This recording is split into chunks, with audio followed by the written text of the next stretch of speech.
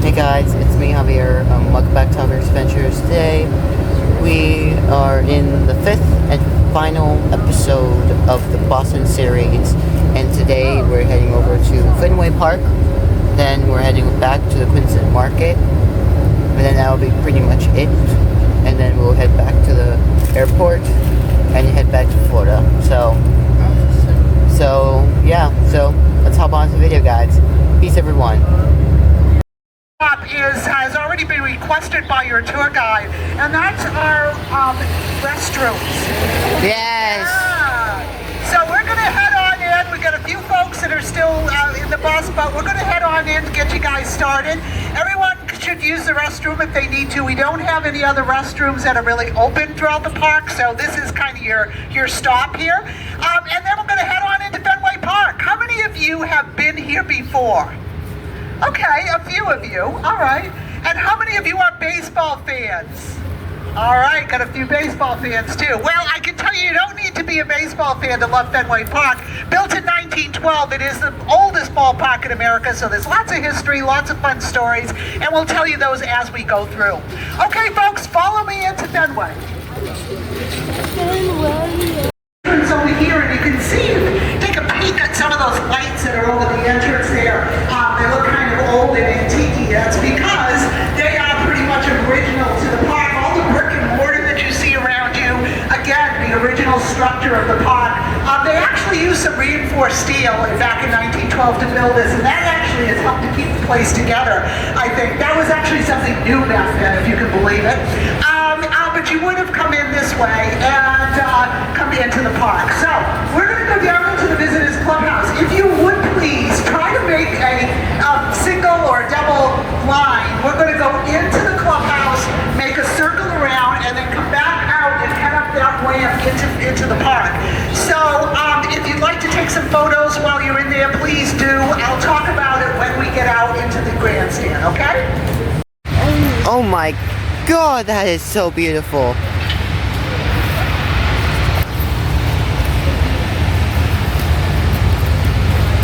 I've been in a baseball game before. The Hammerheads against the Marlins. It was a home game for the Marlins. And I've been in that one. Go Marlins. Look, on opening day, we are still doing some major repairs, of course. But what do you guys think? It's amazing. And does it look bigger or smaller than you thought it would? Smaller. Smaller. And I think particularly so with the sod's now down. Yes, it is smaller actually. It is the smallest square footage of playing surface in Major League Baseball. A little over 85,000 square feet. And ballparks nowadays are usually run to about, I would say 110, 115,000. You can go out to Coors Field. I think that's to 120 plus, so that's probably about the biggest.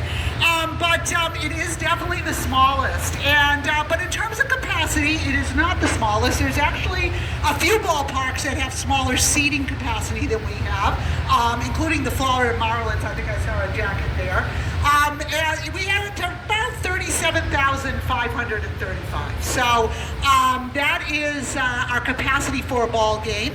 We also do concerts here during the baseball season. When the Red Sox are out of town and during the All-Star break, we will have performers come here to Fenway Park, and they will set up a stage over there. We see where those trucks are back there, a great big stage. They'll put down seats, some plastic flooring and seats in the outfield, so you can fill the outfield with seats for folks to watch the concert. So we're going to be probably closer to 40,000, 41,000 when we have a concert here during the summer. And we've got a lineup this year already. We've got Shakira coming in May. We've got My Chemical Romance coming at the end of the summer, and a bunch of other folks in between. We usually have at least 12 different performances during the course of the season. And that all started back in 2003. Bruce Springsteen was actually our first concert when the new ownership took over at Fenway, and they've continued ever since and just kept adding and adding. Now, the other thing we do here also is play other sports. And one of the reasons, not the only reason, but one of the reasons why you see the field looking like this is because back in November, we turned it into a football field. Football has been part of Fenway Park ever since 1912. And in November, we had a few of the high school teams play here at Fenway. They basically changed the field over and put down all of the yardage marks, etc. There was a goal post right over here at home plate, another one out in the back. And it is large enough for an official football field. So we had high school in November, and we had a bowl game at the end of December. The Fenway Wasabi Bowl was played here for the third time. And we hope to continue to do that, of course, as these years go by. By ESPN, Sports Illustrated, USA Today, and there's lots of happy fans who would agree with you. There's 269 seats up here on the Green Monster. You go all the way to the end. I told you that Tom Yockey bought the team in 1933. He and his wife Jean actually owned the team for about 60 years. Tom passed away in 1976, and upon his death, Jean took over. She was the first female owner of a baseball team in Major League Baseball, and she's the first female to be entered into our Hall of Fame here at Fenway Park.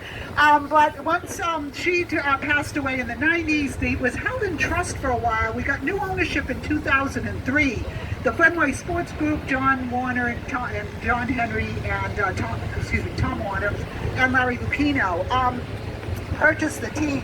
Now, they bought the team in 2003, and at that point, people were concerned that they were going to move the Red Sox out of here and build a new stadium.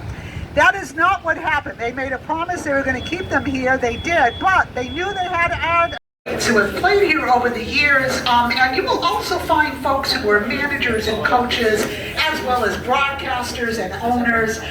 So it's anyone really who's contributed to the Red Sox success over the years.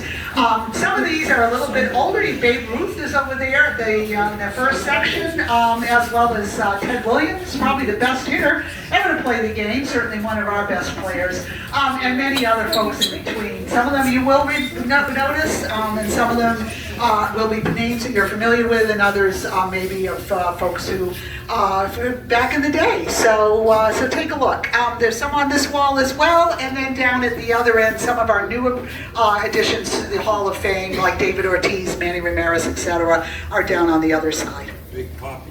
Big Poppy. Many of them are members of the Baseball Writers of America. And so if you know anything about baseball, you know that that is a pretty prestigious organization. They actually get votes as to who gets into the Hall of Fame. So, and they do have some privileges here in the press box as well. If you have seniority in that organization, you get to sit in that very first row. Not only that, but you get to decide whether or not the windows in front of you are going to be opened or closed during the course of the game. If they decide to open them, and they do go up electronically, they need to make that decision prior to the start of the game. And if they are opened, they need to stay open until the conclusion of the game. So you've got to keep an eye on the weather, make sure that they're not going to get a storm blowing in. But nevertheless, it is a bit of a decision that those people get to make.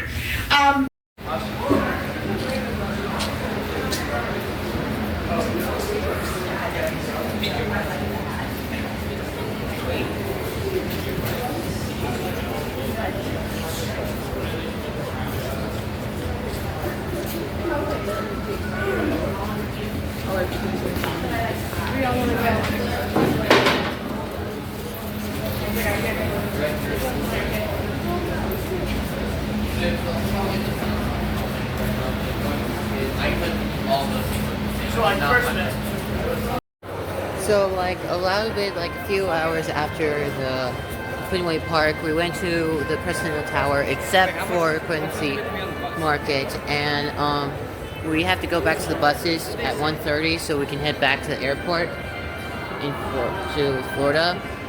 And it's actually been a fun time. I went over to California's Pizza Kitchen.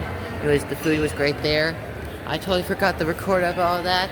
Sorry about that, guys. And so yeah, we're heading back to the buses. So we would be there in time. We're gonna head back to the airports, and then we'll be back in Florida. And And that will be the end of the Boston series, so I'll see you back in the buses. Well, that's gonna be it for today, guys. Sorry this was a short video. Sorry this was a short video for the last episode because it's not really a full day, but at least we got the best out of it. So yeah, right now I'm on the airplane now, heading over back to Florida. We're gonna be stopping at the West Palm Beach Airport, and then it's gonna take like another hour or so to get back to Chesapeake Beach, and then yeah. So thank you all for watching this Boston series, and also the captain has given us a shout out to Doc in the band, so that was amazing. I wish I captured that, but I was just getting myself ready to get seated in that stuff because we're about to fly soon. And yeah, so make sure you like, share, subscribe, ring that bell so that you get notifications throughout my shorts and videos in the future. Thank you so much for watching this Boston series. So remember, guys, let's make the impossible possible. So goodbye, adios, au revoir, ciao, take care everyone, have a good day. See you later, Boston. Hope we meet again.